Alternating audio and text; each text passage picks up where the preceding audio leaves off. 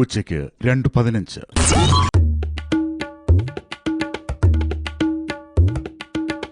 എന്നാ പൂച്ച ഉന്നെ പാക്കറതുക്ക് കിടക്കവേ ഇല്ലേ? എന്റെ കണ്ണിൽ എന്താ കുരുവാണോ എന്നെ കാണാതിരിക്കാൻ? ഹേയ് ചെമ്പതോ, വെറുതെ ആ നായന്റെ മുകളിലെടുത്ത് ചൊറിയാൻ ചെല്ലണ്ട. അവള് സൈക്കോയാ.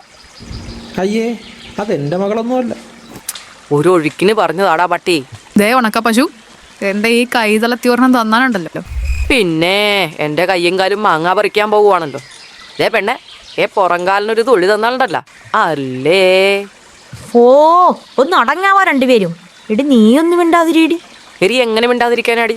ഈ നായിന്റെ മോള് സോറിയുടെ പട്ടി, ഈ പൂച്ചയുടെ മോള് ചൊറിയണ വർത്താനം പറഞ്ഞ് വരുന്നത് നീ കാണുന്നില്ലേ? ഇവളെ കൊണ്ട് ഈ വീട്ടുകാർക്കോ നമുക്കോ എന്തെങ്കിലും പ്രയോജനമുണ്ടോ? എരി നിങ്ങൾ കേൾക്കണം.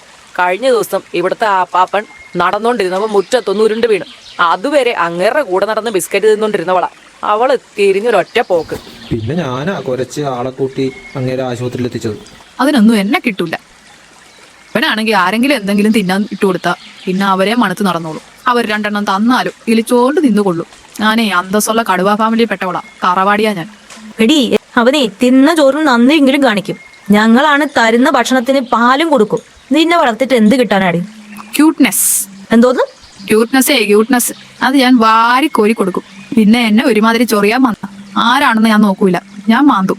അല്ല, മോന്ത നോക്കി മാന്തും. ആ തള്ളയാണേലും ശരി, ആ കൊച്ചാണേലും ശരി. അമ്മുക്കുട്ടി, അമ്മുസേ, എവിടെയാ മോളെ നീ? ഹോർലിക്സ് കുടിക്കാനാണോ റീൽസ് ചെയ്യാനാണോ എന്നറിയില്ല. ഞാൻ ചെല്ലട്ടെ. പോട്ടെ ഗൈസ്. ഒരു പണിയെടുക്കാതെ വീട്ടുകാരെ മൂഞ്ചിച്ച് മുഖത്ത് എക്സ്പ്രഷനും വരുത്തി നടക്കുന്നവർക്ക് ഹോർലിക്സ്, താമസം വീടിന്റെ അകത്ത്, മടിയിലിരുത്തി ലാളിക്കാൻ ആളുകൾ, എന്തൊക്കെയല്ലേ. പാല് കൊടുത്ത് വരുമാനം ഉണ്ടാക്കുന്നവർക്ക് കിടക്കാൻ ചാണകത്തറയും കുടിക്കാൻ കാടി വെള്ളവും പിന്നെ ഒരു മുണഞ്ഞ തൊഴുത്തു.